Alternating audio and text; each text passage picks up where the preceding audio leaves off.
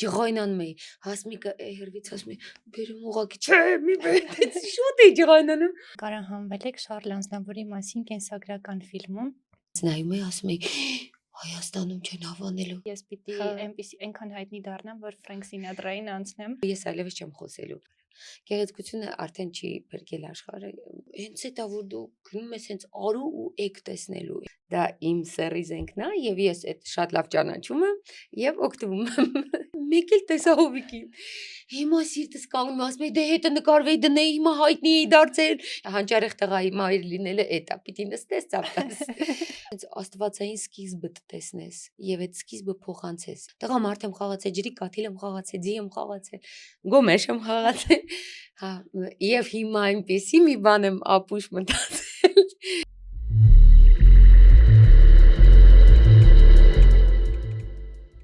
Ես ընթերցում եմ ձեր բոլոր ոգևորիչ նամակներն ու մեկնաբանությունները ու հասկանում եմ, որ շատերիդ հաճելի չէ բաժանորդագրվել, լայքել, սեղմել զանգակի կոճակը, բայց այդ 3 անվճար եւ պարզ քայլերն են ամենաարդյունավետ տարբերակը մեզ աջակցելու, որը ձեզնից կխլի ընդամենը մի քանի վայրկյան։ Արդյունքում մեր ոդկասթն էլ ավելի շատ կտարածվի եւ հասանելի կլինի լայն հանրությանը։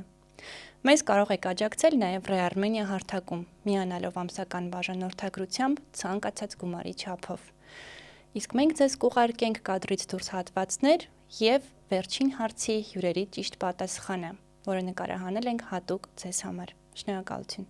Ողջույն, այսօր իմ հյուրը Նարինե Գրիգորյանն է, Սոս Սարգսյանի անվան համազգային թատրոնի գեղարվեստական ղեկավար, ռեժիսոր եւ դերասանուհի։ Ողջույն Նարինե։ Ողջույն։ Ինչպե՞ս եք։ Լավ եմ։ Ինչ եք անում սովորաբար առավոտյան 10:30-ին եւ որտեղ եք լինում։ Դե առավոտյան շատ շուտ եմ արթնանում, որ երեխային դպրոց ուղարկեմ։ Հետո արդեն սուրճ ենք խմում, ամենակարևոր արարողությունը, ծեսը, որը շատ եմ կարևորում եւ որի ընթացքում պլանավորում ենք ամբողջ օրը։ 10:30 դեռ տանն եմ եւ մաքրության բան ծառան, ստրուկը, նվիրյալը եւ բան մոլագարն եմ լինում։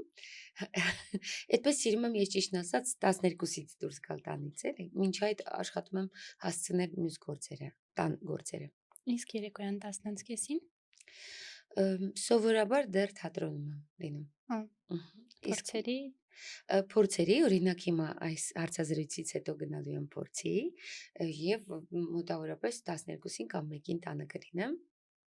Հաճախ երեկոյան փորձերը շատ ավելի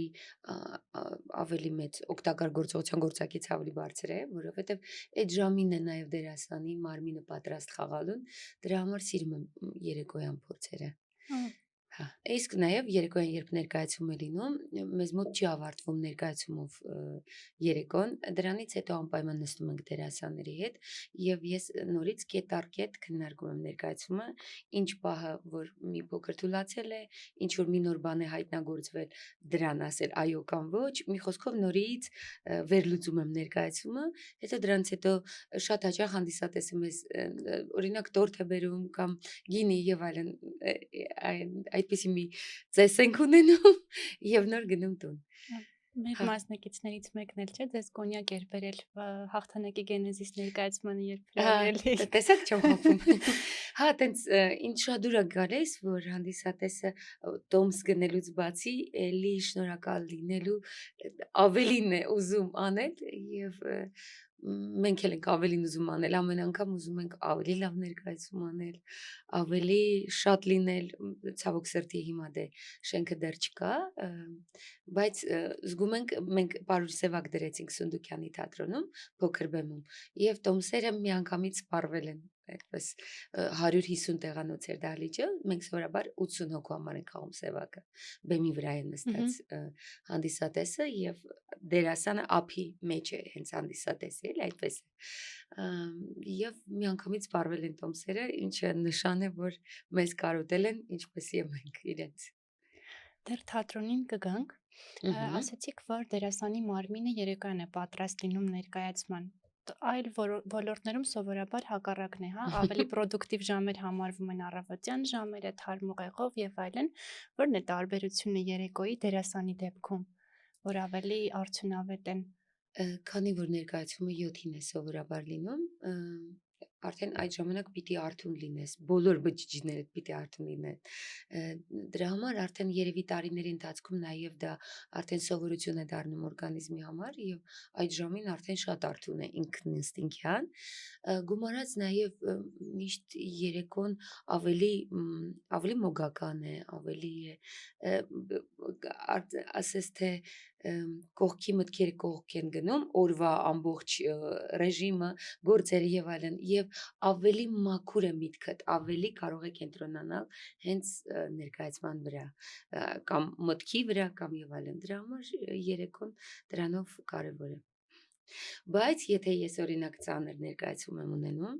ես ոչ թե բայց, այլ ուղղակի օրինակ առավոտվանից ընդհանրապես այնպիսի ոնց որ էներգիա չունենամ, չեմ կարողանում ոչինչ անել, ամեն ինչ շատ դանդաղ եմ անում, դանդաղ եմ մտածում, դանդաղ պատասխանում։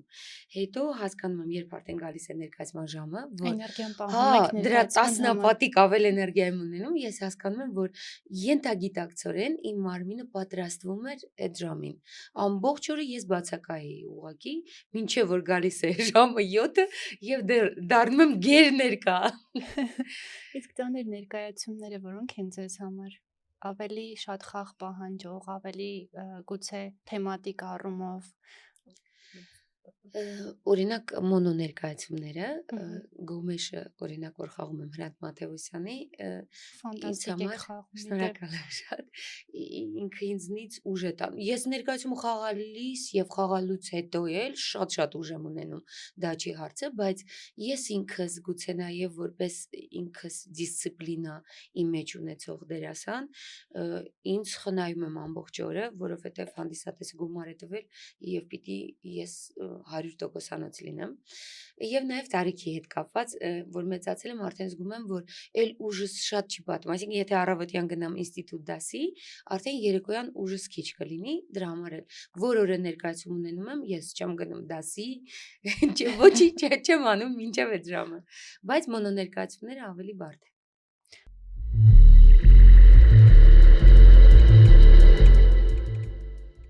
Ունեք նորարարական գաղափար կամ պատրաստի պրոդուկտ, որը կարող է դուրս գալ միջազգային շուկա։ TCF Armenian մեկնարկել է Innovate Armenia համահայկական մրցույթ, որին դիմելով կարող եք փորձարկել ձեր նորարարությունը միջազգային շուկայում, ստանալ նյութատեխնիկական աջակցություն, ձեր գաղափարը դարձնել պատրաստի պրոդուկտ, ձեռք բերել կապեր եւ հիմնել իրական բիզնես։ Դիմելու վերջնաժամկետը դեկտեմբերի 26, մանրամասներ ընկերության կայքում կամ Facebook-յան, LinkedIn-յան եւ Instagram-յան էջերում։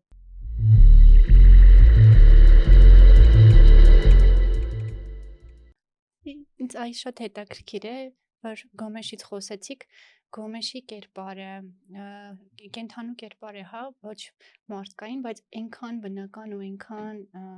ասելիքով եք դուք փոխանցում, ես առիթ ունեցել եմ Շնորհակալ։ ուրախություն ինձ ներկա գտնվելու Գոմեշին ու իսկապես մեկ անգամով հնարավոր չի բավարարվել, ուզում եմ հասկանալ այն դերերը, որոնք դուք կերտում եք ու շատ հաճախ այդ դերերը խոսքի միջոցով չեն ասելիքը փոխանցում, հա, մարմնի էներգիայի, նույն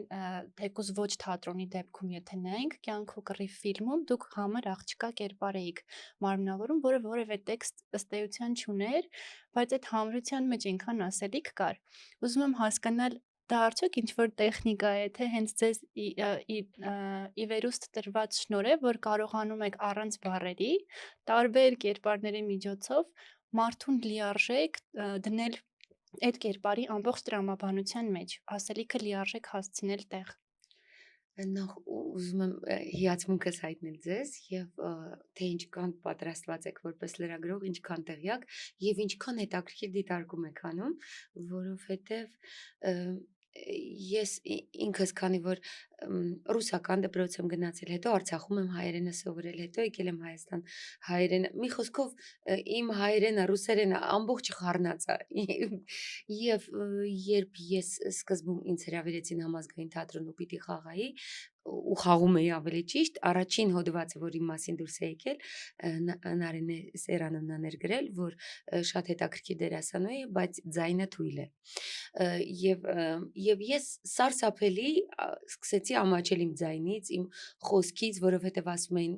ռուսական բան կա ու մտածում եմ, որ ես այլևս չեմ խոսելու։ Ու գնացի մնջախաղի ստուդիա ու սկսեցի ավելի շատ մարմնով հետաքրքրվել։ Ձեզ լավություն են արել, Կարծում եմ շատ, որովհետև ինձ համար էլ որպես հանդիսատես ինձ վիզուալն է շատ հետաքրքրում, երբ գալիս եմ թատրոն։ Ես գիտեմ, որ գիտականորեն էլ ապացուցված է, որ տեքստի 30%-ն է կամ 40 ընկալում հանդիսատեսը, հիմնականում դու պատկերի միջոցով ես ամբողջ էմոցիան փոխանցում։ Դրա համար ես պատկերը շատ եմ կարևորում։ Եվ միշտ ասում եմ, որ թատրոն գալիս է հանդիսատես, ոչ թե հանդիսալս։ Դրա համար ինձ համար պատկերը, մարմինը շատ կարևոր է դերասանի, ավելին, երբ մշակված է մարմինը, մշակված մարմնից մշակված խոսք է դուրս գալիս, էդ իսկապես եմ ասում, դրա համար ամեն ինչ սկսվում է մշակված մարմնից։ Այդ առումով Գոմեշը ամենաեզակի ներկայացումներից է, որովհետև շատ խոսք կա, բայց աստվածային խոսք է, ես անգիր սովորելու ընթացքում ուղղակի հասկանում էի, որ շատ բարձրակարգ տեքստ է եւ հետո ներկայացման ֆենոմենը ավելի շատ վերագրում եմ Հրանտ Մաթեոսյանին, որովհետեւ նույնիսկ լեզուն չհասկացողի համար ես խաղում էի դրսում, ինձ ասում էին «Спасибо за армянский язык», այսինքն ինքը նույնիսկ այնպես է հնչում իր դասավորվածությամբ, երաժշտականությամբ, խորությամբ, որ դու հասկանում ես, որ սա վեր է, շատ բարձր է։ Ես էլ անգիր սովորել ես, ուրիշ բան, երբ ուղղակի կարդում ես, հաճախ ինչ որ նախադասություններ չես էլ հասկանում, բայց երբ անգիր ես սովորում, տեսնում ես կառուցվածքը, տեսնում ես, որ եթե հանկարծ եւ ու ես ասում, ինչպես ես քանդում նախադասության երաժշտությունը, ինչպես է երաժշտության պես ինքը կառուցված, Շատ ռիթմիկ, սիմֆոնիա որպես լինի, դրա համար այդ խոսքը ինձ համար շատ պատկեր է եւ այդ հենց խոսքի պատկերն եմ զգացել Գոմեշի եւ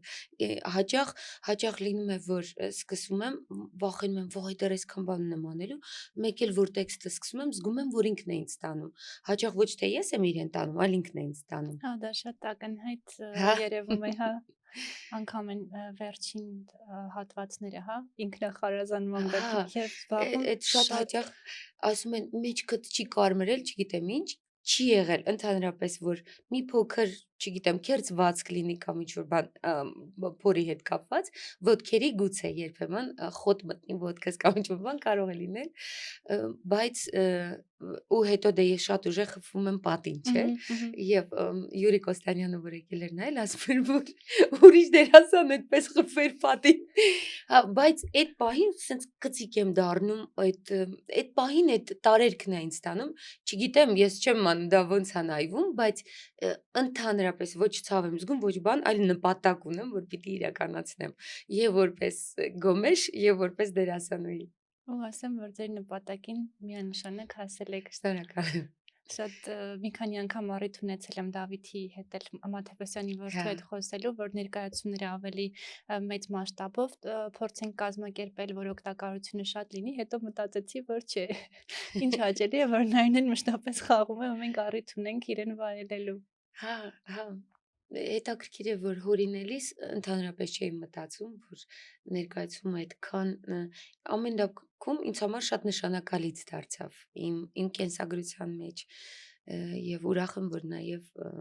դարձավ Հրանտ Մաթեոսյանի հերթական իր գրականության վրա ստեղծված լավագույն գործերից, որտեղ Աշնանարևը կար, դե էլ չեմ ասում ֆիլմերը, որ ինչ էլ ինքը գրում է, կողքով անցնում է։ Իմ սեղանի գիրքն է Մաթեոսյանը, շատ տաղանդավոր գրող է։ Հիմա այս տարի դե Հոբելյանն է եւ մտածում ենք, որ մեր անպայման համազգային թատրոնի խաղացանկում պիտի լինի Հրանտ Մաթեոսյան, որովհետեւ Գոմեշը ես համազգային թատրոնում չեմ խաղում, բայց դեռ շենքը քանի որ սպասում ենք, բայց անպայման կունենանք խաղացանկում Հրանտ Մաթեոսյան։ Շենքի մասին մի քիչ խոսենք։ Մոտ կես տարի թատրոնը թատրոնից դուրս է։ ու շատերի մոտ կարող է թյուրըմբռնում լինել, որ թատրոնը չկա, գոյություն չունի, դադարի վիճակում է։ Այ ինչ նորություններ ունեք ու այս ճակերտավոր դադարը ինչ նոր հնարավորություններ է ստեղծել թատրոնը ընդլայնելու տեսանկյունից։ Շնորհակալ եմ, շատ դիպուկ հարց եք տվել, որովհետև գալիս հենց այդ մասին էի մտածում, որ մենք կես տարի լուռ ենք, կարելի է ասել, Երևանում համարյա շատ քիչ ենք խաղում, միայն խաղացինք Հայֆեստի, Երևանյան փառատոնի շրջանակներում եւ հիմա կխաղանք Սունդուկյանի թատրոնում Սևակը, ինչպես պատմեցի, բայց իրականում թատրոնը մի նոր մասշտաբով մեծացավ ներսում, որովհետև այս դժվարությունը մեզ մի նոր ճանապարհի առաջ կանգնեցրեց, մենք սկսեցինք ամբողջ Հայաստանում խաղալ։ Մոտ 15 քաղաքներում ենք խաղացել Հայաստանի, ասում եմ մոտ, որովհետև կան քաղաքներ, որ կրկնվել են, այդ խաղացածը չեմ հաշվում։ Եվ իսկապես դարձել ենք համազգային, այսինքն ամբողջ Հայաստանով ենք խաղում։ Իհարկե ավելի հեշտ է, երբ դու քո տունն ունես եւ քո տանն ես կազմակերպում եւ խաղում, բայց ամեն մի այդ հյուրախաղը բավականին բարդ է կազմակերպելը եւ շատ ավելի շատ ենք տանջվել, քան երբ թատրոնում ես նստած ես քո տեղում եւ հանդիսատեսն է գալիս քեզ մոտ։ Եվ կարծում եմ այդ ներքին ընդլայնումը մեզ նախ ամեն մի նոր հարթակում խաղալիս ներկայացումն է մի նոր հնչողություն ձեռք բերել եւ դերասանների մոտ են նոր գույներ հայտնվել, գումարած նաեւ արդեն Հայաստանով են ավելի լավ իմանում համազգային թատրոնը եւ նաեւ այս տարի մենք շատ ունեցանք միջազգային ներկայացումներ, այսինքն առաջինը մենք Սիմոն Աբգարյանը դե եկավ մեզ մոտ, որովհետեւ ուզում էի բացման պատվավոր այդ ներկայացումը, որ Սիմոն Աբգարյանը անի եւ նա բեմադրեց հենց իր գրած պիեսը Պենելոպե ու Պենելոպե,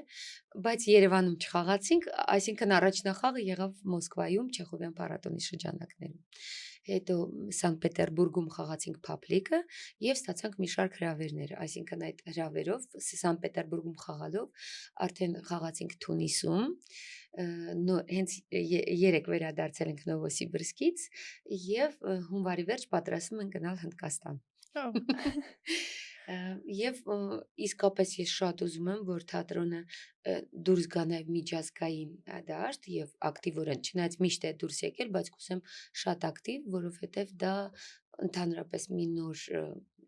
հորիզոն է բացում թատրոնի համար, որովհետև ես միշտ եմ ասել, որ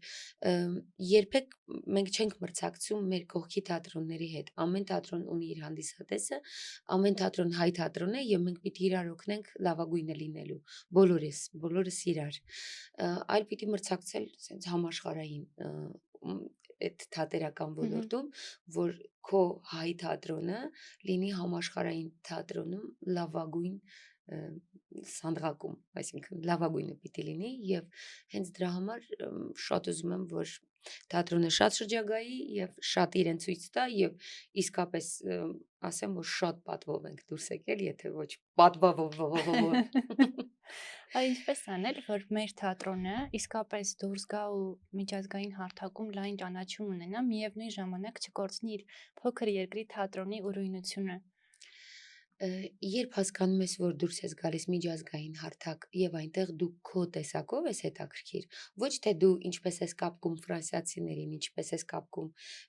եվրոպական կամ ռուսական թատրոնին, այլ հենց քո տեսակով։ Այդ ժամանակ դու հատկապես երբ ճանաչում ես քո տեսակը, լավագույնս ներկայացնում ես ու բոլորը ուղղակի նախանձով նայում են, հասկանալով, որ դու մեծ պատմություն ես կրում, հին եւ երևի իրենց ակունքներն էլ են քո մեջ, որովհետև հենց նույն Գոմեշը, որ խաղում է Բելոռուսիայում, այնտեղ ասում էին,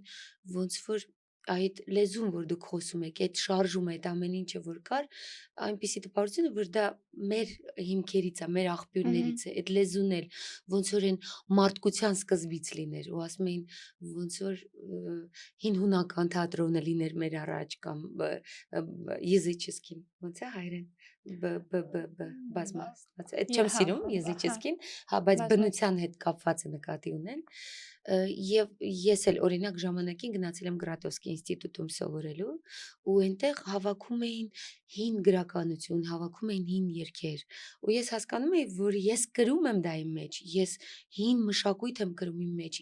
այն լեզուն, որով ես խոսում եմ, դա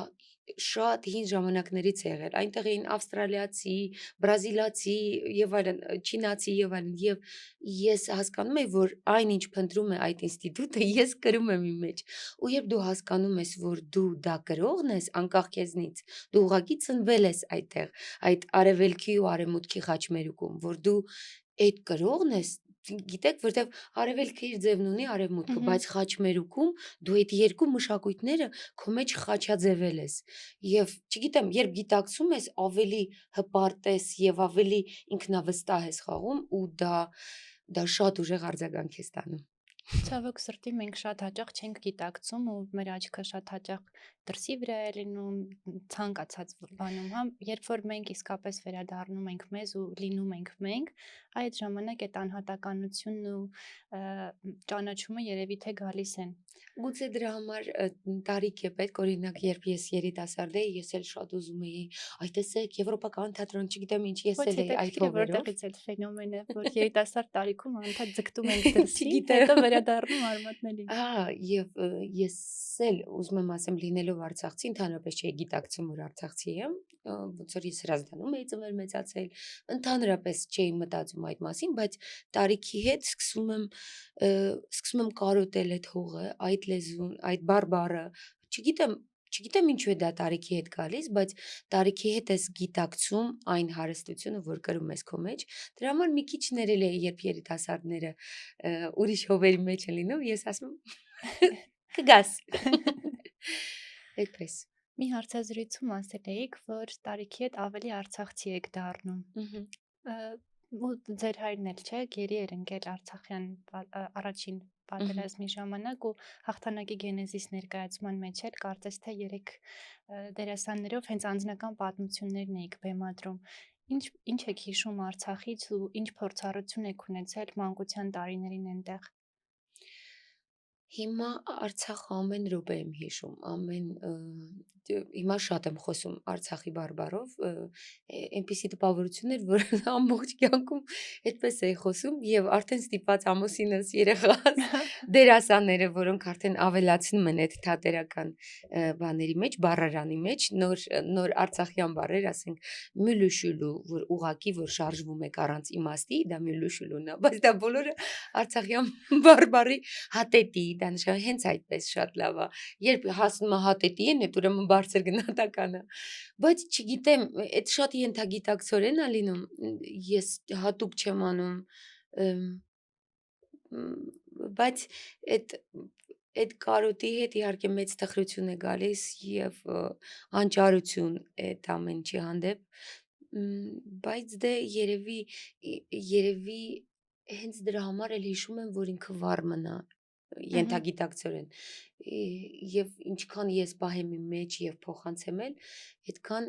վերադարձը շուտ կլինի։ Ես շատ հուսով եմ։ Մենք շատ հաճախ մեր հյուրերի հետ քննարկում ենք հենց Արցախի թեման տարբեր տեսանկյուններից ու բոլորիս մեջ այդ հույսը կա ու իրոք հուսահատ լինելը վերջին ամենավատ բանը կլինի, հա, եթե կորցնենք այդ հույսը։ Իսկ ձեր հայրիկի գերության մասին մի փոքր կպատմեք, ներկայացման ժամանակ ես որքան հասկացա փոքր եք եղել տարիքով ավելի ու հայրիկի հանդեպ ինչ որ ավելի կարոտի անիմանալի բաների մեջ էիք, հա, լիարժեք չէի գիտակցում հայրիկը ուր է, որտեղ է, բայց այն ժամանակները, որի միջով անցնում էին, հա, սովետական Հայաստանն էր, ինչ որ մի սեղանի շուրջ տարբեր փոփոխություններ, դրանով երևում էր, որ երկար ժամանակ է գերության մեջ եղել։ Մի փոքր այդ տարիներից կպատմեք։ Չէ, երկար չի եղել գերության մեջ, եղել է 25 օր մոտավորապես, բայց երբ վերադարձավ, ասես մի կյանք էր մնացել այնտեղ։ Ու հետո երբ ես տարիներ անց բեմադրեցի, ես եկել եմ միայն զանգահարելու Մարկեսի գործը, որ այդ աղջիկը զանգահարելու պատրվակով մտնում է հոգեբուժարան, մտածում եմ, որ խենթ է, որ ուղակի հեռախոս է փնտրում եւ ընդամենը մի ամիս էր մնացել եւ հետո որ գալիս է արդեն մի խոսքով շատ հետաքրքիր պատմվածքեր եւ մենք շատ լավ ներկայացում ենք արել, բայց մի քիչ էլ սարսռեցնող ներկայացում էր եւ երկուքին ներկայացումից հետո հատուկ սպասեցին, որ բեմադրիչը դուրս գա ու ասեցին դուք այսքան երիտասարդ, բան ու կյանքով լեցուն աղջիկ, ինչու եք այսպեսի բան բեմադրել։ Ես էլ այդ ժամանակ պատասխանը չունեի, բայց հետո տարիներ հետո, ինչպես Էգզյուպերին է ասում, որ մենք մեր մանկությունից ենք գալիս, որ ուղակի տեսել եմ այդ ամենը, ես գիտեմ այդ ինչա էլի, որ կարող է ընդամենը մի ամիս լինի, բայց կարող է ընդհանրապես մարդու կյանքը փոխի, այսինքն մարդը փոխվի, մի կյանքի չափով փոխվի։ Իհարկե մեկ պապաս էլի նույն կենսախինդն էր մնացել, որովհետև հետո որ եկել էր, ես իմ ընտանիքը իմ ճամբրուկում է ներկայացումներ ունեմ, որտեղ ավելի մանրամասն եմ պատմում։ Դե մենք էլ երեխա էինք, որ պապան եկավ ու նստեց ու դե ամբողջ գյուղը հավաքվել էր ու ասեցին Կարլեն դե պատմե։ Պապան սկսեց անեկդոտ պատմել։ Այդ անեկդոտը կիսատ եմ հիշում, բայց ես հենց ներկայացման մեջ էլ կիսատ պատմում եմ, որտեղ չեմ հիշում հետոն։ Բայց ես այդպես էլ այդ ժամանակ մտածել եմ, 12 տարեկան է, ուզում եմ ասեմ, այդքան փոքր չէի, բայց այն ժամանակ 12 տարեկանը ավելի միամիտ էր։ Ու ինձ թվացել էր, թե տենց շատ ուրախ է անցել պապայի համար։ Ճիշտ է, տեսնում էի պապայի վիճակը ֆիզիկական, բայց որ պապան անեկդոտ պատմեց, բան եւ այլն, տենց մտածում էի, որ ինքը որ այդքան կյանքով լիքն է, հաստատ այնտեղ էլ է տենց ուրախ անցկացրել։ Եվ հետո արդեն մոտ 28 տարեկան էի, թե 29, այդպես Նորա Մարտիրոսյանը, որ ֆիլմ էր եկել նկարելու, երբ կամին հանդարտվի, ինքը խնդրեց, որ ուզում էր ինձ արցախցի հարս նկարել եւ ասում էր գնանք ձեր գյուղը դու այդ հատակը լվա տեսնենք, որտեւ ասում էր շարժուձևդ մի տեսակ գյուղացու չի։ Ես էլ ասում եմ, այ մարդ, ես գյուղում եմ ծնվել մեծացել, հիմա ինչ անեմ որ այդպես չի, վերջի ասեց գնանք ստուգենք։ Պապաս մեզ տարավ այդպես մեքենայով, տարավ, ես լիքը շուշաբանդով այնքան տուն եմ լվացել այնտեղ, նկարեցին, վերջում ինձ արցախցի հարց չնկարեցին, սյուժետը փոխեցին, ես լրագրող եղա, որ իմ շարժուձևով, որը ցավոք գյուղացու չի, տենց հարսին հանեցին։ Հետո ու ճանապարհին արդեն վերադարձի, այդ ոնց էր ռեժիսորը հարցրեց պապային, դուք գերության մեջ եք, հա եղել, կպատմեք մի փոքր, եւ օպերատորը ուղակի բարձեց այդպես կամերան դեպի պապան ու սկսեց պապան պատմել ու այդ ժամանակ նոր միայն իմացել եմ ինչ է եղել։ 28 տարեկան Հա, հա, այսինքն հասուն տարիքում, որ ամոթ էլ էր, որտեվ գիտեք, պատերազմից հետո էլ երբեք չենք խոսել պատերազմի մասին։ Դա ընդհանրապես եւ հայրենականից հետո եղել, ընդհանրապես եթե նկատել եք ֆիլմերը 10-15 տարի հետո են նկարվել, այդ պետք է մեծ լռություն է ուտար, լինում։ հա, պետք էր նախ օտարանալ պատմությունից, որ կարողանալ իրեն պատմել, ճիշտ պատմել, արվեստով պատմել, էլի։ Դրա համար տենց ուզում եմ ասում այդքան ուշ էի իմացել ու հետո երբ մտածում էի որ ներկայացում կանեմ ու պատմեմ ու էլ հայրիկը չկար, ես էլ ուզում էի իրեն նվիրել ներկայացումը, ես զանգարեցի Նորա Մարտիրոսյանին ու ասացի մնացել է այդ տեսագրությունը ու մտածում էի եթե մնացած լինի անելու եմ, եթե չէ չեմ անի։ Ինքը զանգեց ասեց հա մնացել է ու այդպես ուղարկեց ու ես բեմադրեցի իմ ընտանիքը իմ ճամբրուկում է եւ հետո Գենեզիսը, որ արդեն ոչ թե մի երեխայի պատմություն էր, այլ ավելի մեծ աշխարհագրություն էր բռնում, այսինքն սահմանամերձ գյուղի, մայրաքաղաքի եւ Արցախի երեխայի։ Ու այդպես դու արդեն ամբողջական Հայաստանի պատկերներ տեսնում 1992, 80-ից 92 թվականները։ 88-ից 88-ից 4 տարի։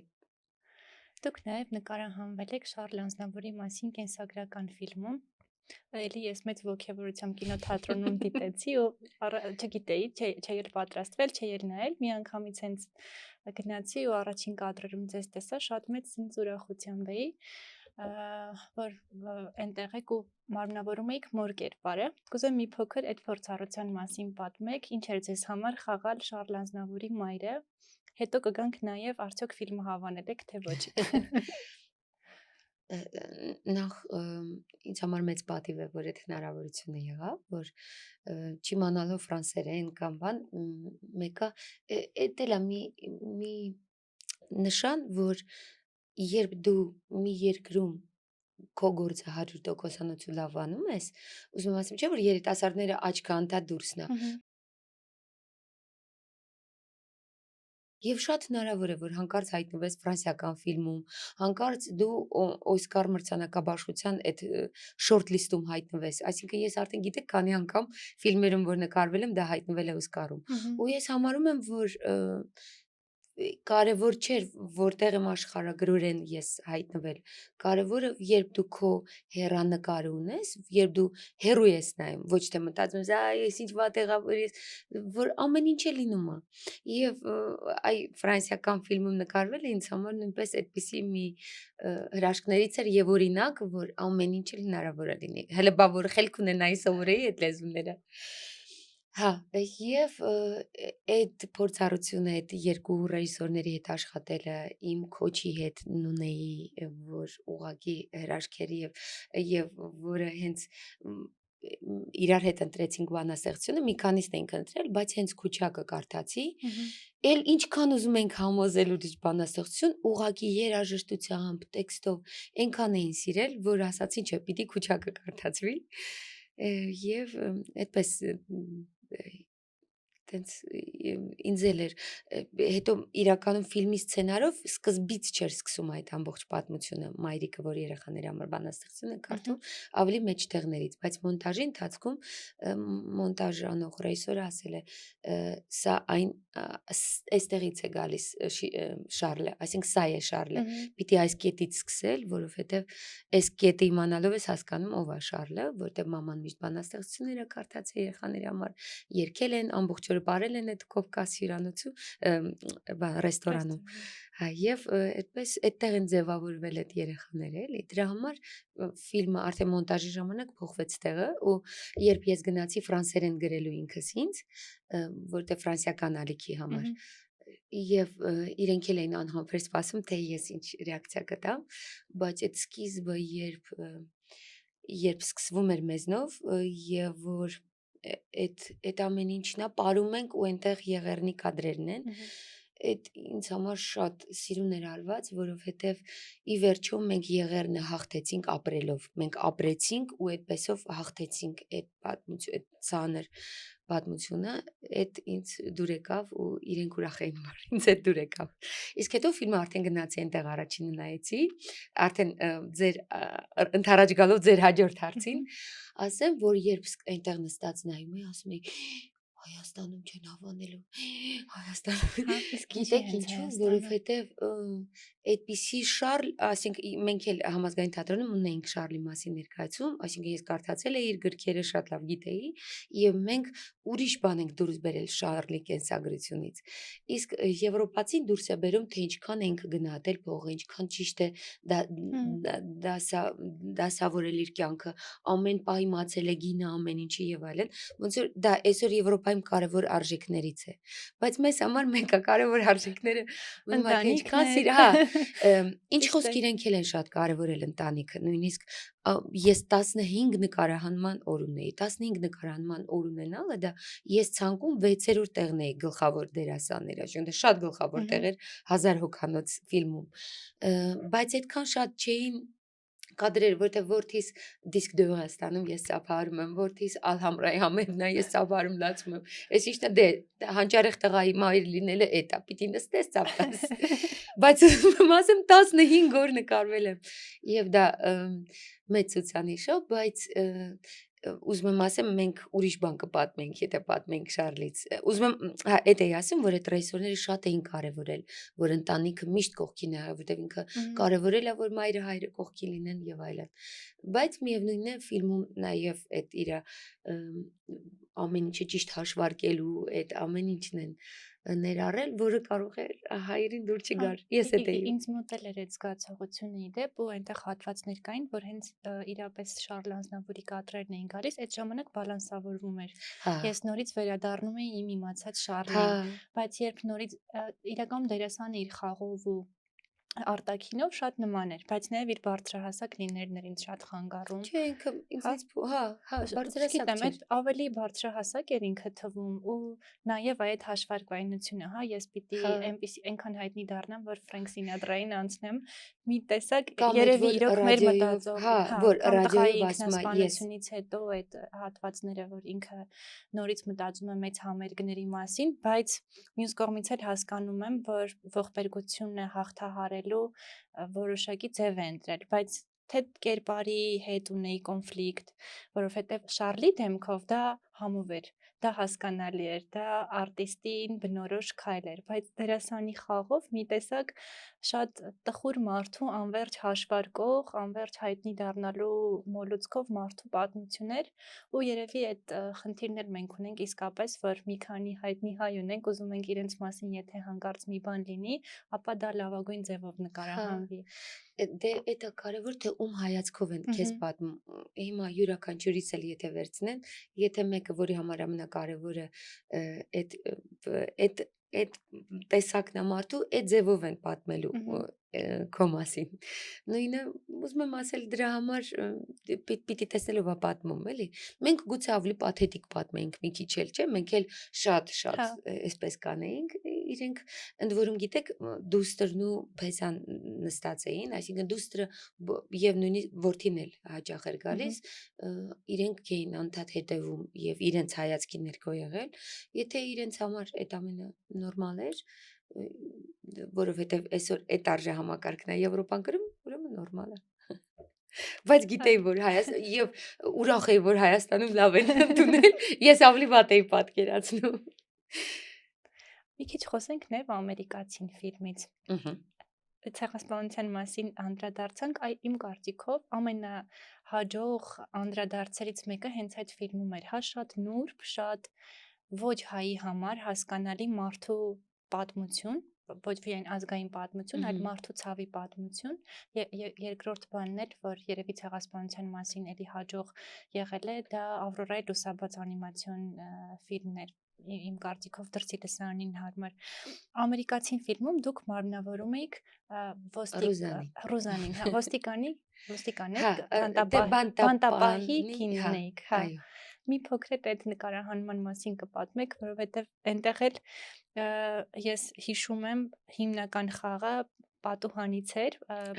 բանտում փակված, էլի համր, էլի չէի լսվում ուղակի, բայց խոսում եք չէր լսվում, հա, խոսում ենք չէր լսվում, հատուկ մեզ համար Մայքլ Գյուրջյան գրել էր տեքստեր, մենք համազգայնում շատ փորձեր ենք արել, վայ, այդ տղայի անունը մոռացել եմ, ում հետ էի նկարվում, իսպանահայ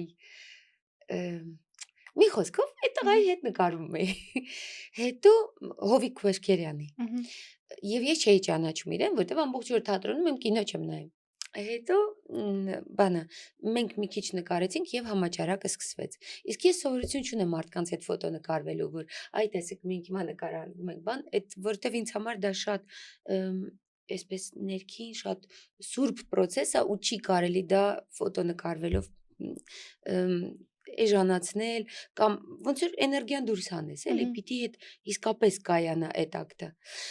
Եվ երբ արդեն համաճարակ էր ու ֆիլմը կանգ էր առել մի պահ, որտեվ Հովիկն էլ գնացել էր Իսպանիա եւ այլն,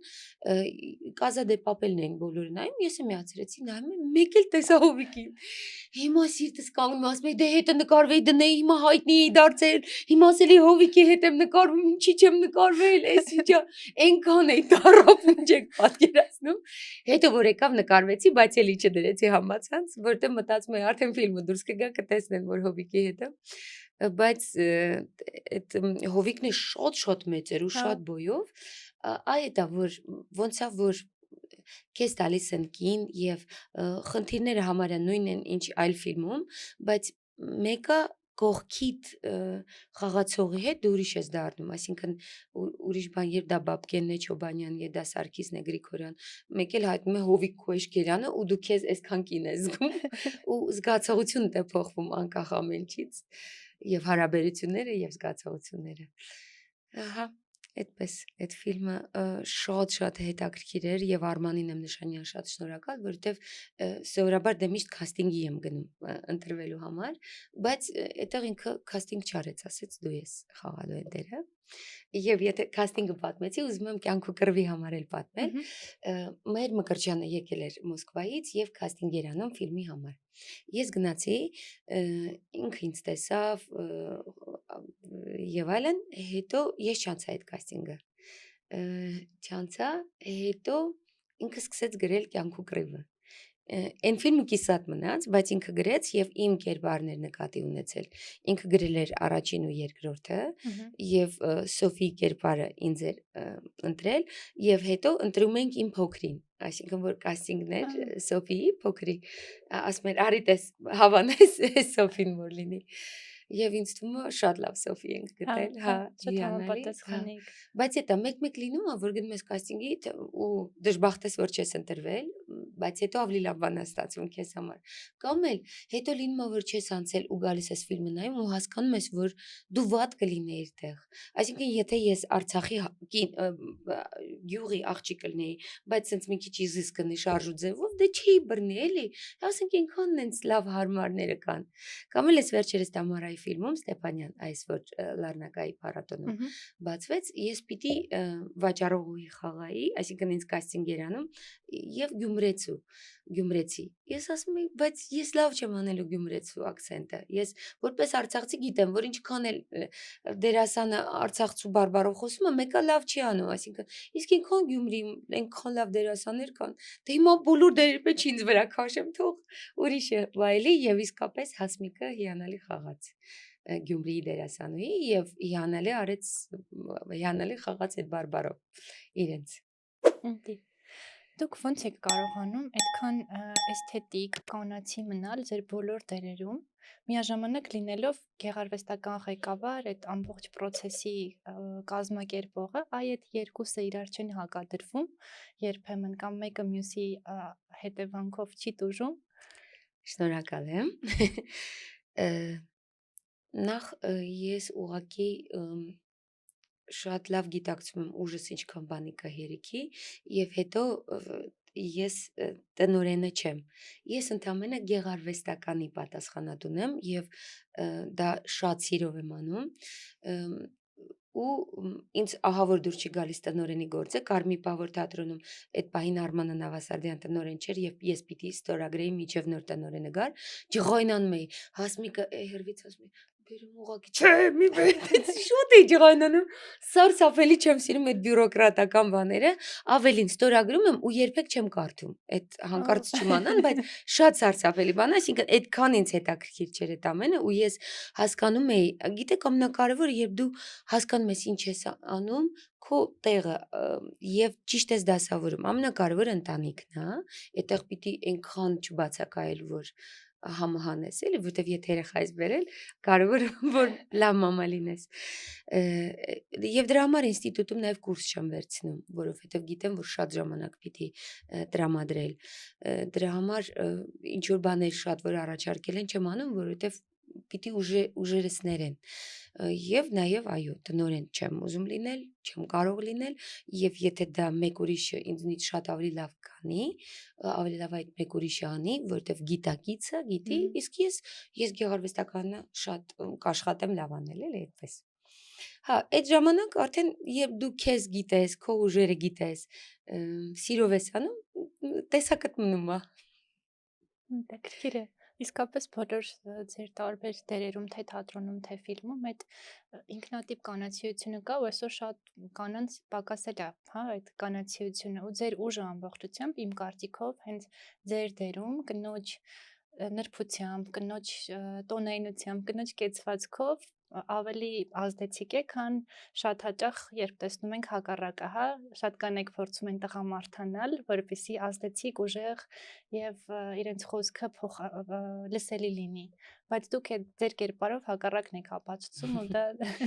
շատ լավարինակ է։ Միշտ ասում էր, որ կնոջ գլխավոր զենքը կանացիությունն է, ինքը որ հանկարծ այնց բաներ ենք անում, ջղայնանում էր, ասում էր, բանա, պիտի ոնց որ սկսած նստելու ձևից, սկսած ամեն ինչը, բայց օրինակ խմելը սովորացնում էր, որ ասում էր գնաս երեկոյի խմելի մանաս խելքը չկորցնես, ուզում եմ ասեմ շատ գիտակից ու մամաս է դե բարուհի էր բան, տենց ուզում եմ ասեմ, սենց մեջս մտել է ու ես գիտեմ, որ դա իմ զենքն է, դա իմ սեռի զենքն է եւ ես այդ շատ լավ ճանաչում եմ եւ օգտվում եմ Եվ օգտագործում եմ իմ զենքը։ Եվ կարծում եմ այդ այնքան լավ է, որ կինը կին է, որ տղամարդը տղամարդ է, ու այդ բեմում ի վերջո հենց էդ է, որ դու գնում ես հենց արու ու էգ տեսնելու, հենց ամենաբնության բառով եմ ասում, որովհետև էդ է, որ գրավում է, այդ սեռի ուժն է գրավում, էլի։ Իսկ որ տենց սեռը էլ չես հասկանում, տենց տխուր է դառնում, էլի, չգիտեմ, դե հասկանել է ինչի այսպես հիվանդացել աշխարհը, այդպես էլ պիտի լիներ, բայց արդեն որոշ երկրներ կանգ են առնում, կանգնեցնում են էլ այդ process-ը։ Գանք մի քիչ էլ թատրոնին։ Թատրոնը անտիկ շրջաններում շատ մեծ 150,000-անոց հանդիսատես էր մինչև իսկ ապահովում։ Հիմա ցավոք սրտի կինոյի հայտ գալուց հետո տարբեր տեխնոլոգիական զարգացումների արդյունքում ինքն ավելի փոքրացել է թվում է։ Այսօրվա թատրոնի նորարարությունը որն է, որպիսի գուցե ոչ քանակապես, բայց ասելիքի տեսանկյունից եկած հանդիսատեսին փոխանցի այն ինչ որ նախկինում 100,000-ավոր հանդիսատեսներ ստանում։ Այնքան կարևոր հարց եք տալիս, որովհետև այդ մասին մտածում էի, որտեվ հիմա էլ արհեստական բանականությունը եկավ եւ այլն,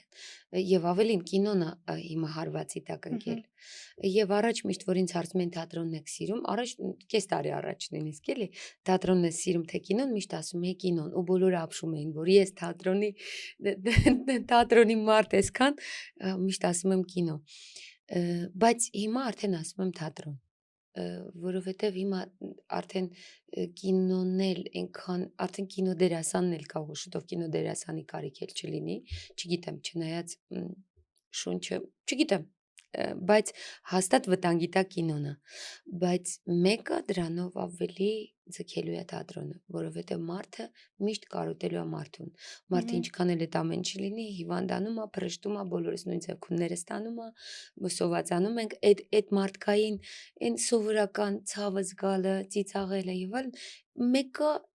այդ գիտեք համաճարակից հետո հասկացա, որ մենք մտածում ենք մարդիկ էլ թատրոն չեն գալու, ընդ որում մեզ մոտ հետո էլ պատերազմ եկավ, իսկ դրանից հետո սկսեցին շատ ավելի շատ գալ, սկսեցին ուղակի վազել թատրոն, որովհետև եւ կարոտել էր մարդը մարդուն եւ փարոսն էին կորցրել, գլխավոր արժեհամակարգն էին կորցրել ու եկել էին թատրոնում այդ գտնելու ու մենք էլ էինք պարտավոր շուտ ոտքի կանգնելու եւ նորից գլխավոր արժեքներից խոսելու, բայց դրա համար մտածում եմ, որ մեկը էլի թատրոնը միշտ թատրոն մնալու է եւ միշտ գալու են մարդ տեսնելու իր թերություններով, իր անկատարությամբ, հենց դրանով էլ շատ հետաքրքիր ու էդ էի մտածում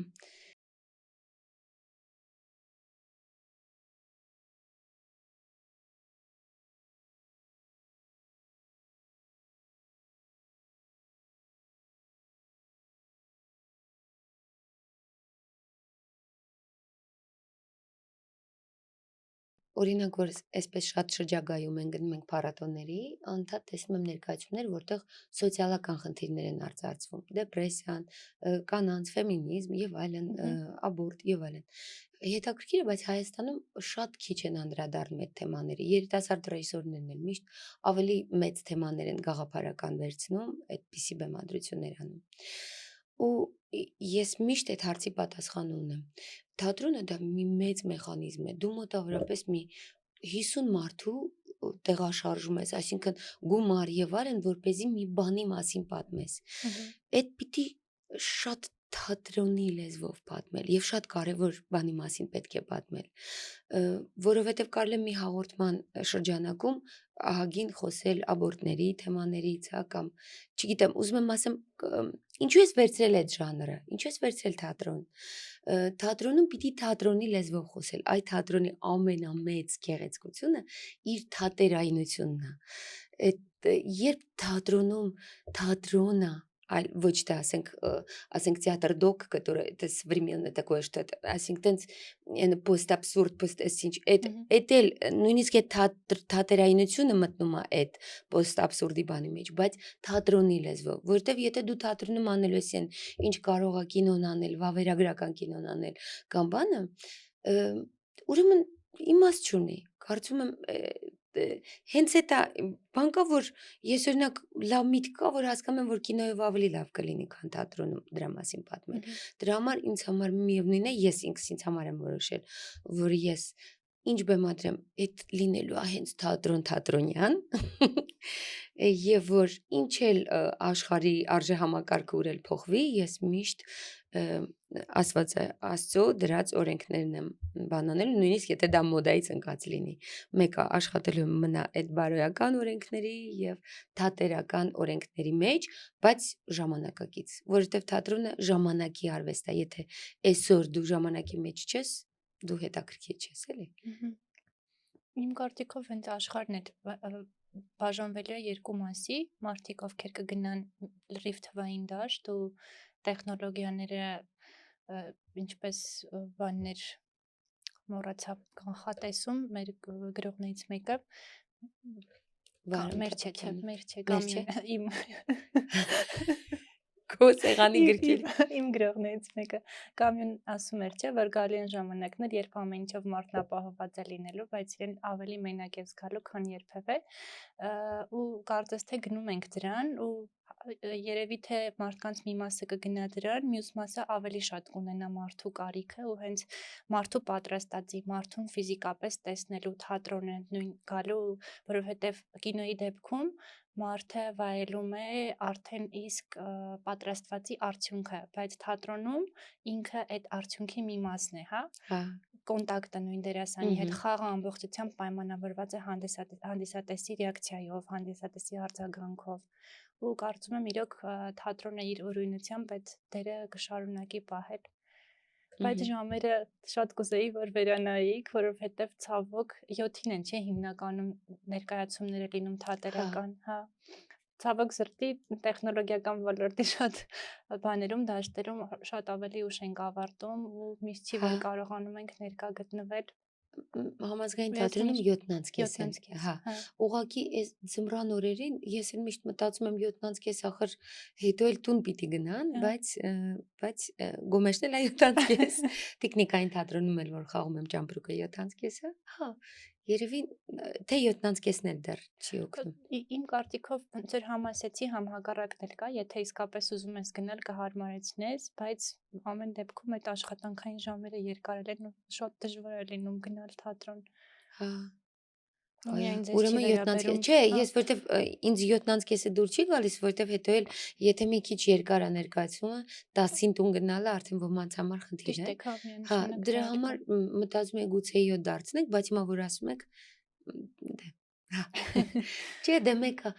լավ է որ երեկոն են նվիրում թատրոնին, ոչ թե մի ժամը գան շուշտ նայեն, գնան ուրիշ բան էլ հասցնեն, այլ որ կա ժամանակ այդ ամեն ինչը տեսնելու, հետո այդ ամեն ինչով մի քիչ ապրելու։ Ես լավ թատրոնի մասին մենք խոսքի խոսում։ մեջ ենք ու շատ հաճախ թվում է սա էլ անեմ, հետո սա, գուցե այդ խնդիրն էլ կա, հա,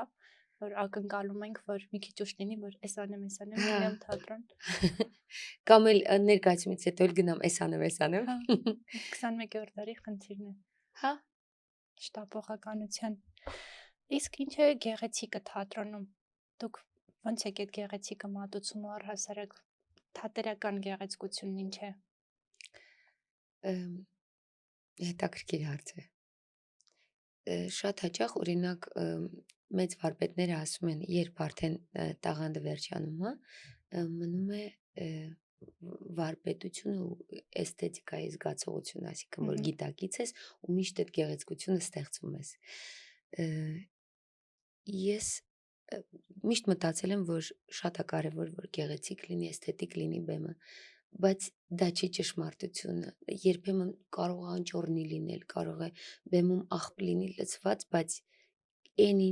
ինչ քեզ կցավեցնի ու տեղ կհասցնի, այդ շատ կարևոր է։ Ուզում եմ ասել, դե գիտեք, թատրոնում կան օրենքներ եւ այդ օրենքները անդադ խախտելու միտում։ Ուզում եմ ասել, անգամ էսթետիկը, գեղեցիկը դա չի գլխավորը։ Գլխավորը հոգուն հասնելն է այդ ազնիվ այդ որ ինքն ազնիվ ես, այդ որ սենց բջիջների, սենց այն որ հոգիդ բացում ես, սենց ու ամեն ինչ երևում է, այդ է կարևոր ու այդ ժամանակ սիրունությունը չի կարևոր, որ օրինակ վերջանում ասում են ինչ սիրուն ներկայացվում էր կամ այսքան տեքստը ոնց ենք անգիր սովորել բան, հասկանում եմ, որ մի բան են չի։ Կարևորը որ չկարողանա բան ասել, որ չիմանա ինչ ասի, որ հուզվի, որ բան, այդ է կարևոր, որ հանդիսատես Հարցեր հետ լինի։ առաջացած Հա, գնա։ իսկ սիրունը այդ մի կոմպոնենտներից է, բայց ոչ որպես օրենք։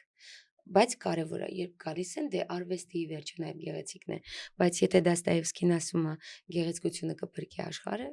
ես չեմ կարծում, որ գեղեցկությունը կամ այդ գեղեցկությունը ավելի բարձր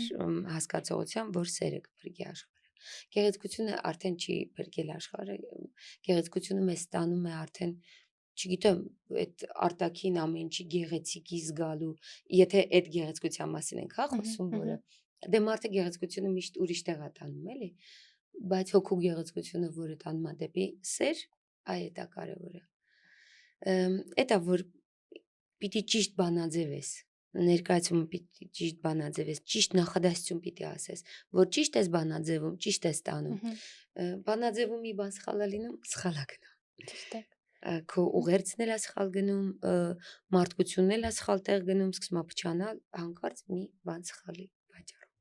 Ու հետո եթե Սոկրատյան մոտեցմանը նայենք, ինքը գեղեցիկը օգտակարության մեջ էր տեսնում, ասում էր այնինչ գեղեցիկ է, օգտակար է, հետևաբար այդ ձեր ասած բանաձևումն էլ, հա, եթե արդյունք տվեց, ուրեմն օգտակար էր, ուրեմն գեղեցիկ էր, այդ տեսանկյունից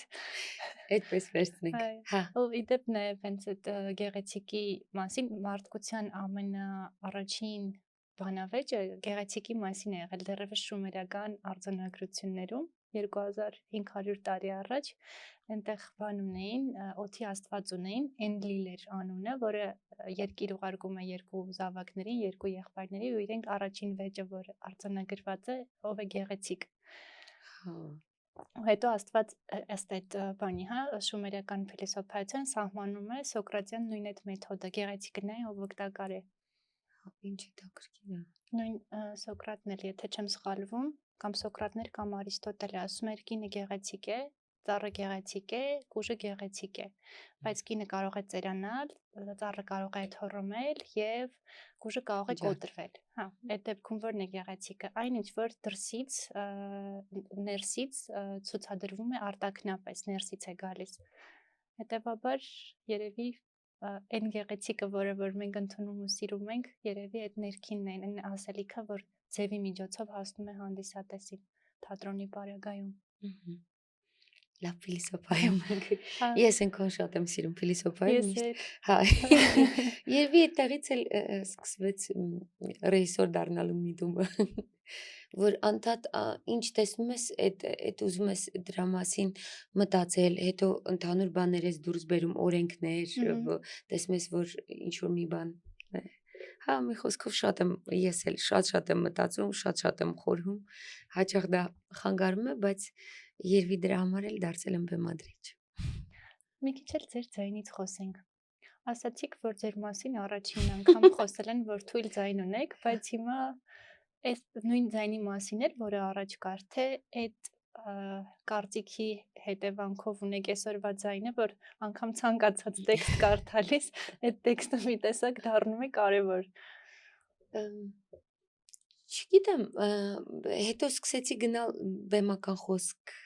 որ աշխատեն ինձ հետ, ու հետո գիտեմ, որ շատ ուժեղ բնության ձայն ունեմ, ուղղակի այդ ներքինը է, այտենց մի քիչ ավելի սուրբ բանձենը հաստ ու քույրս է այդ ձայնով խոսում, բայց ես ոնց որ փոքր ժամանակվանից էլ այս ձայնով չեմ խոսացել, ոնց որ գնացել եմ վերև էլի։ Ու այդպես ինձ համար օրգանական է, բայց այդ իմ բնության ձայնը կա ու շատ ուժեղ է, էլի։ Ուղղակի ոնց որ օրինակ հիմա Սիմոն Աբգարյանը որ եկել էր, ինքը ուզում էր, որ ես այն ձայնով, ես Պենելոպան այն ձայնով եմ խոսում, որտեվ պինդ կինա, որը կարողանում է 20 տարի այդ կանգնել դեմ անտեին եւ սпасել իր ամուսնուն, էլի։ Հա, ուզում եմ ասել, Չեմ իմանում, բայց երևի երբ վստահություն եկավ, այսինքն ոչ թե վստահություն եկավ, այլ այնքան շատ էր սերս բեմ մտնելու, որ էլ մեկ էր ձայնս ինչ հա, ռուսական ակցենտ կա, չգիտեմ ինչ կա, այդ ամեն ինչի վրա բան ունեի ու հետո տեսնում ես ինքը իրեն բացվում է, այսինքն նույնիսկ այս դիապազոնում է բացվում, որտեվ չգիտեմ, տարերքն է տանում, էլի, չեմ իմանում այդ ինչա, եւ երևի շատ էլ չեմ ուզում բացատրել, որովհետեւ լավ է, որ որոշ բաներ կան, որ չի բացատրվում, որ ուրիշ ժամանակ պատով տենց խփվես, կկապտես, իսկ ներկայացման ժամանակ ոչինչ հետդ չի լինում։ Որովհետև նպատակը կապտելը չի։ Հա, Այսինքն չէ, քո ինչ որ ամբողջ մի միտքը տարերք կա, գիրք կա, տենց մեծ սեր կա, որ չէ, հետո ինքը տանում դե գոմեշ այդ վիճակում է, ինչ անես, բա պիտի անես, որ երբ ներկայացումից առաջ, որ Դավիթը այնտեղ խոսում է ու ես այնտեղ հետևն եմ, վայ, այն կարողանալու անեմ, այսօր այդ ուժը ունեմ, որտեղ մինչև ներկայացումը ընդհանրապես վրես ուժ չկա, էլի, սենց նստած եմ, չեմ կարողանալու, այսօր չեմ կարողանալու շարժվել, հետո գնում եմ ու տարերքը տանում է, էտա գաղտնիքը, էտ դե երևի դրա համար ենք մտնում բեմ, որ քեզնից կտրվես, հա, իրականությունից կտրվես, սենց քեզ տանի ու սենց աստվածային սկիզբդ տեսնես եւ այդ սկիզբը փոխանցես։ Ի վերջո պատմությունը պատմվում է, բայց այդ պատմությունը չի կարևոր, ասենք որ այս մարդը սիրում էր այս կնոջը, բայց նա դավաճանեց, չգիտեմ, այդ պատմությունը ընդամենը միջոց է, այն ներքին ուժն է, որով դու հանդիսատեսին տանում ես դեպի իր աստվածային սկզբի ընկալման, այդ է, որ ինքը ուղղակի մենք մի հանդիսատես ունենք, ասում է բոյովացել եմ ներկայացումից հետո, ասում է ոնց որ սենց մի 5 սանտիմետր բոյովացել եմ, բայց այդ ճիշտ է, այդ բոյովանալու մասին է այդ ներկայացումը եւ առաջինը ես եմ բոյովանում, հետո փոխանցում եմ այդ իրենց։ Երբ մի օր զգամ, որ էլ այդ հաճույքը չեմ անում, չեմ կարողում այդ փոխանցողը լինեմ, որ ներքուստ առողջ չեմ, որովհետեւ մեր երկրում հիմա այնքան շատ են այդ բացասական խմորումները, այս ընդդիմություն եւ այլ իրար չսիրելը հայացքների պատճառով, ինչը բնական է մարդկային է, բայց սարսափելի մեզ թուլացնում է ու պարակտում։ Այդ շատ դժվար է առողջ մնալը, շատ։ Ոնց եք կարողանում առողջ մնալ։ Չեմ իմանում մնացել եմ թե չէ։ Այդ հարցը որ էլ չգիտեմ, բայց արդեն զգում եմ, որ ես էլ մեկ էլ տրվում եմ, դե Արցախը կորցնելուց հետո ընդհանրապես այնքան մեծ տխրություն է իջել, որ չգիտեմ, ուզում եմ ասեմ, բայց որ զգամ, որ այդ արդեն ինձ շատ է տանում, արդեն չեմ մտնի բեմ, որովհետև բեմում պիտի թևավորված մտնես, թևեր տալու դուրս գաս։ Տենց։ Իսկ ո՞րն է հիմնական ասելիքը, որ ուզում եք բեմով փոխանցել։ Կա մի բան, որ ամենաշատը հենց դրա համար եք բեմում։ Այդպիսի խոսք կա, որ արվեստը սատանայից դեպի Աստված տանող ճանապարհ է։ Այդ աստվածային սկիզբը ճանաչելու, այդ սիրելու զգալ, որ դու ավելին ես, քան կաս, կյանքիդ իմաստը հասկանալու, ոչ թե այսօր հասցնեմ այս գործն էլ անեմ, այս էլ անեմ, այս էլ անեմ, այլ այդ օրը հասցնել որպես անձ աճել ու ավելի շատ այդ էլի նորից մեր փիլիսոփայության դաշտը չէ մտանք։ Հա, այդ եթե կարողանում եմ փոխանցել, որտեվ ես այդպիսի մի ներկայացում տեսել եմ։ Ես որ գնացի Մոսկվա, ես գնում էի ռեժիսորական լաբորատորիաների եւ եկել են Գրատովսկու աշակերտները, հետո որոնց մոտ ես գնացի։ Եվ իրենք միայն 13 հոգու համար ներկայացում պիտի խաղային, ավելի ճիշտ ներկայացում չէին անվանում, ակտ էր դա կոչվում։ 13 հոգու համար։ Հետո սկսելուց առաջ այդ Մարիոն մոտեցավ մեզ, սեղմեց մեր ձեռքերը, ասաց, որ սա շատ հին տեքստ է, Աստվածաշնչից էլ ավելի առաջ տեքստ։ Այդ տեքստը այսպես կարճ տեքստ էր, որտեղ է սկիզբ, այնտեղ որտեղ վերջը, մոտավորապես այդպիսի բան։ Ու մենք մտանք այդ ներկայացումը նայելու։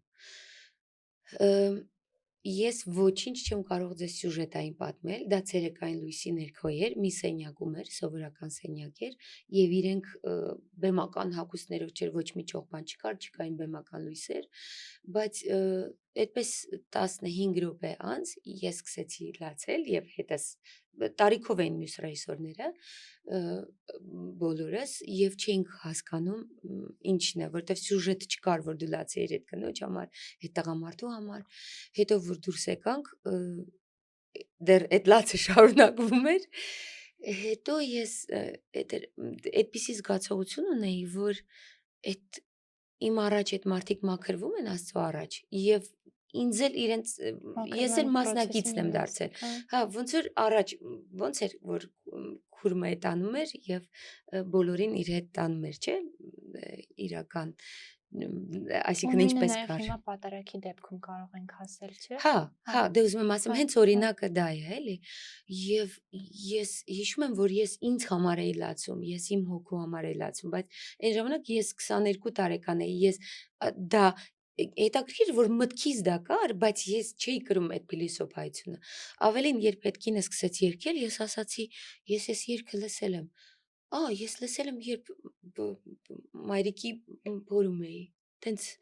բայց դա այնպիսի մի միտք էր, որ ես ապշեցի իմ մտքից ու ասեցի, ինչ եմ մտածում, բայց հետո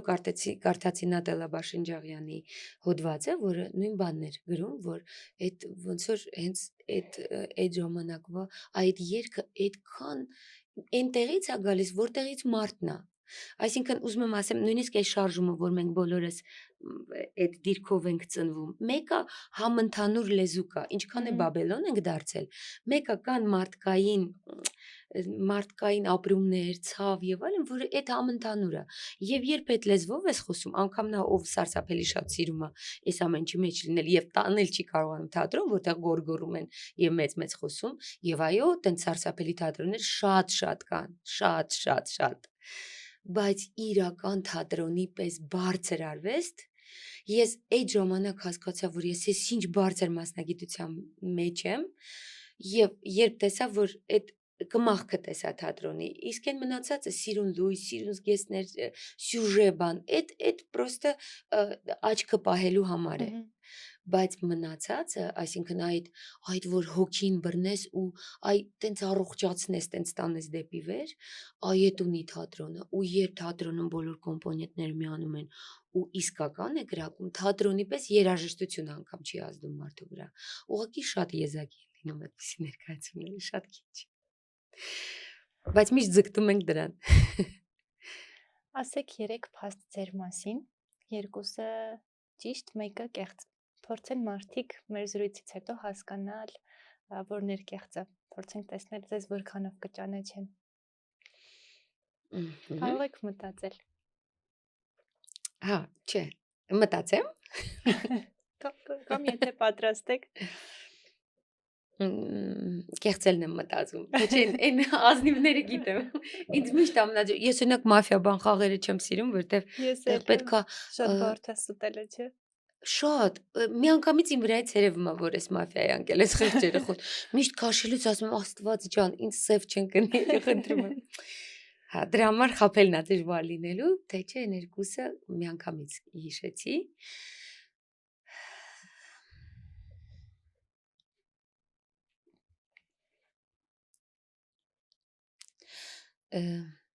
Ես դպրոցը ավարտել եմ ոսկե մեդալով։ Ես շատ եմ սիրում այն թատրոնը, որ մարդը ստեղծում է, այսինքն հարսանիքները, այդ դիմակահանդեսները բան, որովհետև էդ էլ իրենց պահանջն է, իրենց թատրոնը իրենց մեջ բավարարելու, շատ մեծ հաճույքով գնում եմ հարսանիքների, այդ բոլոր այդ դիմակահանդես, այդ Հալովին, բան տենց այդ որ թատրոնն են անում եւ ձախլիկ եմ։ Շնորհակալ եմ։ Ճիշտ պատասխանը կստանան առանձին տեսանյութ կնկարենք, վերջում կուղարկենք մեզ ամսական բաժանորդագրությամբ միացած մարդկանց, իսկ ովքեր չեն միացել, մեկնաբանություններում կգրեն ու կտեսնենք որքանով են մոտ ճիշտ տարբերակին։ Եվ վերջին հարցը, եթե բեմը խոսեր, ինչ կպատմեր ձեր մասին։ Այն բեմը, որում դուք խաղում եք հաճախ։ Կասեր ոչ մի բանից չէր վախենում բեմում եւ ինչքան էր ամեն ինչից վախենում կյանքում, ինչքան էր կյանքում վախենում ինչ որ սահմաններ անցնելուց, եւ ինչքան բեմում ոչ մի բանից չէր վախենում, ոչ անգամ երբ իմպրովիզացիա ներկայացում էր նախարարության գումարով, այսինքն նախարարություն պիտի գարտանար, իսկ մենք ես ու Յուրի Կոստանյանը պատվերով իմպրովիզացիա ենք խաղում, որ մտնում ես ու չգիտես ինչ ես խաղալու։ Ես հիշում եմ, որ կանգնած կուլիսում սիրտս կանգնում էր, ասում էի, «Ես ինչ ես արել, շաշ ես»։ Տղամարդ եմ խաղացել, ջրի կաթիլ եմ խաղացել, ձի եմ խաղացել, գոմեշ եմ խաղացել։ Հա, եւ հիմա այնպեսի մի բան եմ ապուշ մտածել։ Հա, բայց ու մտածում եմ, բայց արժե այս տարիքում տենց բան անել, հետո մտածում եմ, մեկ է թող ձախողվեմ, թող ասեն Նարինե մոտ սա չի ստացվել, ինչ ա եղել։ Դրա համար բեմում երբեք չեմ վախեցել, երբ ոչ մի բանից չեմ վախենում, բայց կյանքում շատ վախկոտ որոշ հարցերում։ Շնորհակալ եմ Նարինե։ Շնորհակալ։ Անկամ սանրվածք փոխելու հարցում եմ վախկոտ էլի։ Հա, դե տեսնում եք, բայց բեմում ինչ ուզում են անում ենք էլի։ Այդպես։ Շնորհակալ եմ շատ։ Շատ հաճելի զրույց էր։ Ինձ համար էլ շատ, ես ձեզ արդեն ձեզ տեսնելով, որ նայեցի հաղորդումները նախքին, մեկը նայեցի, ուզում էի գալ ձեզ մոտ հարցազրույցի։ Այդպես քիչ է լինում, որ ուզում ես գնաս հանուն հաղորդավարի, այլ ոչ թե որ գնամ պատմեմ, որ էս էլ եմ արել, էս էլ։ Ես ինձ հաղորդավար չեմ համարում, զրուցակից ավելի, ոչ լրագրող եմ, ոչ հաղորդավար, ուղղակի շատ սիրում եմ զրուցել մարդկանց հետ, ովքեր ունեն գիտելիք ու ումից կարող եմ սովորել շատ։ Այնպես որ ես էլ շատ նաև շնորհակալ եմ։ կավելացնեի տիտղոսներին փիլիսոփա, համափիլիսոփա։ Նաև միասին փիլիսոփայեցինք, որը ես հաճախ շատ չեմ դրա մասին տարածվում իմ փիլիսոփայական հայացքների, որտեղ շատ օգնեցնում է դա հաճախ մարդկանց, հա, բայց թեկուզ գեղեցկության շուրջ որ սկսեցիք, արդեն կարելի էր քանի տեսանկյունից խոսել գեղեցկության մասին։ Իհարկե։ Ու այդպես էլ պատասխան չունենալ ինչ Հա, գեղեցիկ է, հենց ինչպես դա է նույն խնդիրը։ փիլիսոփաներն Հա, էին անում։ հիմա ես պատասխան տվել եմ, բայց դա այդ վարքյանի համար է ճիշտ պատասխան։ Հետո մնացած